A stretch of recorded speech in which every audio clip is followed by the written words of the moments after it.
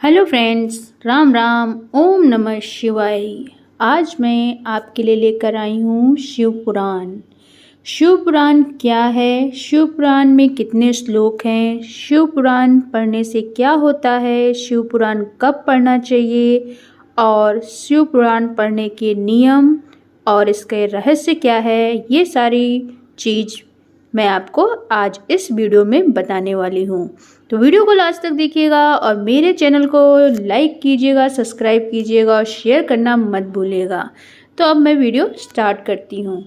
शिव पुराण क्या है या शिव पुराण क्यों पढ़ा जाता है? शिव पुराण हिंदू धर्म के संस्कृत ग्रंथों में 18 पुराण शैली में से एक है और शिव धर्म साहित्य संग्रह का हिस्सा है। यह ग्रंथ मुख्य रूप से भगवान शिव और देवी पार्वती के साथ जुड़ा हुआ है, लेकिन इसमें सभी देवी देवताओं का वर्णन भी मिलता है और उनका सम्मान करता है। शिव पुराण में शिव केंद्रित ब्रह्मांड विज्ञान, पौराणिक कथाओं, देवताओं के बीच संबंध, नैतिकता, योग, तीर्थ यात्रा स्थल, भक्ति, नदियाँ और भूगोल और अन्य विषयों के अध्याय शामिल हैं। शिव पुराण में क्या लिखा है? सभी पुराणों में शिव पुराण को सबसे महत्वपूर्ण माना जाता है। इसमें भगवान शिव के कल्याणकारी स्वरूपों के गुणगान, उनकी पूजा पत्तियों, शिवलिंग और भगवान शिव के निराकार स्वरूप प्रतीक के बारे में, शिवलिंग की उत्पत्ति के बारे में, सृष्टि के निर्माण से जुड़ी रहस्यमयी बातों के बारे में, शिवरात्रि के दिन के महत्व के बारे में, साथ ही घोर कलयुग के बारे में भी बताया गया है। इन सब के अलावा शिक्षाप्रद कहानियों का भी संयोजन किया गया है। शिव पुराण में कितने श्लोक हैं? शिव पुराण में 24,000 श्लोक मिलते हैं जो 7 संहिताओं में विभक्त हैं। शिव पुराण पढ़ने से क्या होता है? माना जाता है कि जो भी इस शिव पुराण के अनुसार भगवान शिव की पूजा करता है या फिर इस शिव पुराण का पाठ करता है या करवाता है और पूरी श्रद्धा के साथ शिव पुराण के पाठ को सुनता है, भगवान शिव उसका कल्याण करते हैं। इसका पाठ पढ़ने सुनने से मनोकामनाएं पूर्ण हो जाती हैं। निसंतान लोगों को संतान की प्राप्ति होती है। अगर वैवाहिक जीवन से संबंधित समस्या आ रही है तो वो समस्याएं भी दूर हो जाती है। व्यक्ति के समस्त प्रकार के कष्ट और पाप नष्ट हो जाते हैं। जीवन के अंत में उसे मोक्ष की प्राप्त होती है। सृष्टि का निर्माण भगवान शिव की इच्छा मात्र से ही हुआ है, अतः उनकी भक्ति करने वाले व्यक्ति को संसार की सभी वस्तुएं प्राप्त हो सकती हैं। शिव पुराण कब पढ़ना चाहिए? वैसे तो शिव पुराण जैसे पवित्र ग्रंथ का पाठ कभी भी कर सकते हैं। हर दिन हर समय शिव पुराण का पाठ शुभकारी है, पर फिर भी इसका पाठ अगर श्रावण मास में किया जाए तो अति शुभ फल देने वाला माना गया है, क्योंकि श्रावण मास शिव जी का पसंदीदा मास माना जाता है।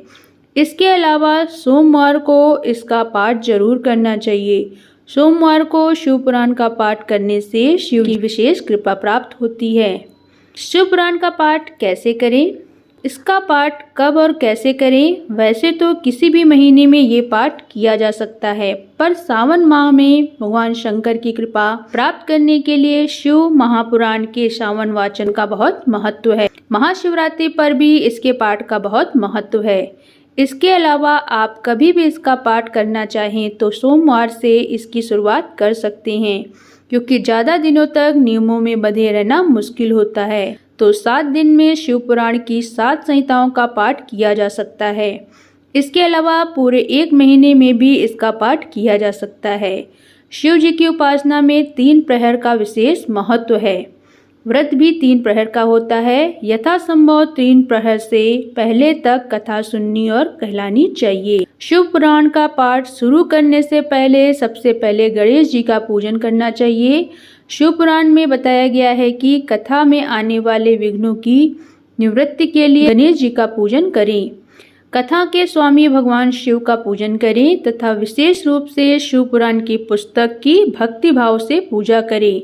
तत्पश्चात उत्तम बुद्धि वाला श्रोता तन मन से शुद्ध एवं प्रसन्नचित होकर आदर पूर्वक शिव पुराण की कथा सुने। अब शिव पुराण का पाठ आप किसी योग ब्राह्मण से भी करवा सकते हैं या बहुत अच्छा होगा। अगर आप खुद करना चाहते हैं तो पहले गणेश जी, फिर शिव जी और माता पार्वती जी के साथ, हो सके तो बाकी शिव परिवार की भी पूजा करें।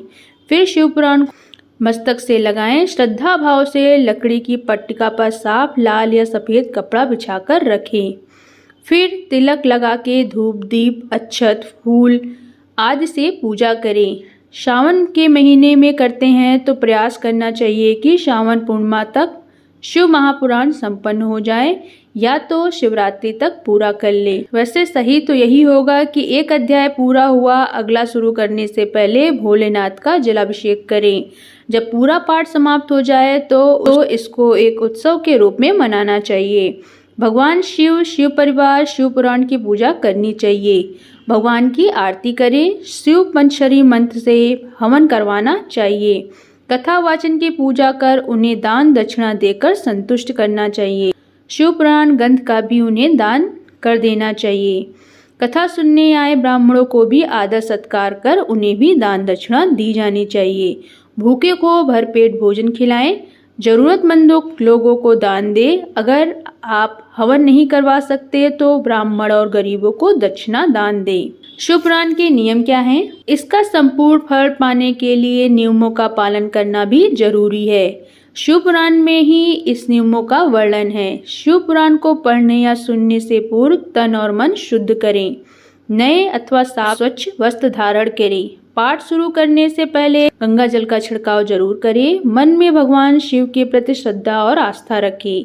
किसी की निंदा चुगली ना करें, अन्यथा पुण्य समाप्त हो जाते हैं। गरीब, रोगी, पापी, भाग्यहीन एवं निसंतान को शिव पुराण की कथा जरूर सुननी चाहिए। शिव पुराण का पाठ करने वालों को व्रत का पालन करना चाहिए। हो सके तो पाठ के बाद फलाहार ले, नहीं तो पाठ के बाद ही सात्विक भोजन ग्रहण करें और तामसिक पदार्थों का त्याग करें। ऐसे भोजन भी ना ले जो जल्दी पच ना सके, जैसे दाल, तला हुआ भोजन आदि। कथा सुनने से पूर्व ही बाल, नाखून आदि काट ले या कटा ले, क्योंकि कथा समाप्ति तक किसी भी तरह का चिरकर्म नहीं किया जाता है। ब्रह्मचर्य व्रत का पालन करें। भूमि पर सोना चाहिए। किसी भी तरह का नशा ना करें। कथा सुनने से पहले या बाद में रोगी, विधवा, अनाथ, गाय आदि का दिल दुखाने वाले व्यक्ति पाप का भागी बनता है। उसे सत्कर्मों का नाश हो जाता है। काम क्रोध से दूर रखकर पाठ करने वाले सत्य, दया, मौन, सरलता, विनय तथा हार्दिक उदारता का इन सद्गुणों को सदा अपनाएं। तो इस प्रकार शिव पुराण के नियम का पालन करें। तो गाइज, आज मैंने आपको बताया कि शिव पुराण क्या है, शिव पुराण कैसे करें, उनकी नियमों का पालन कैसे करें। इन सारी चीज़ों को मैंने आपको इस वीडियो में बताया है। अब मैं आपको बताती हूँ शिव पुराण का रहस्य क्या है। शिव पुराण के अनुसार धन संबंधी समस्या खत्म करने का उपाय बताते हैं।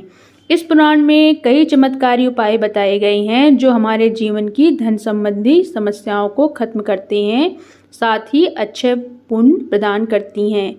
एक उपाय जो आपको बताने जा रहे हैं वो ये है कि शिवलिंग के पास प्रतिदिन रात के समय 10 से 12 के बीच दीपक लगाना चाहिए।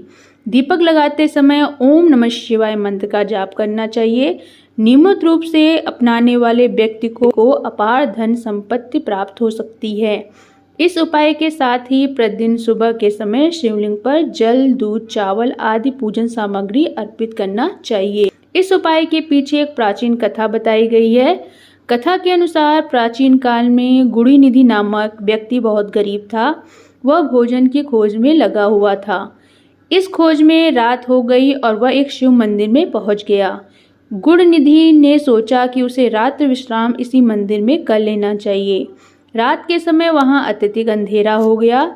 इस अंधकार को दूर करने के लिए उसने शिव मंदिर में अपनी कमीज जलाई थी। रात्रि के समय भगवान शिव के समक्ष प्रकाश करने के फलस्वरूप से ही उस व्यक्ति को अगले जन्म में देवताओं के कोषाध्यक्ष कुबेर देव का पद प्राप्त हुआ। भोलेनाथ की कृपा से आप सबके बीच जीवन की सब परेशानियां दूर हो जाए और आपकी सभी मनोकामनाएं पूर्ण हो। जय भोलेनाथ बाबा। तो इस प्रकार आप शिव पुराण की कथा सुनकर या पूजा करके पुण्य की प्राप्ति कर सकते हैं। ओम नमः शिवाय।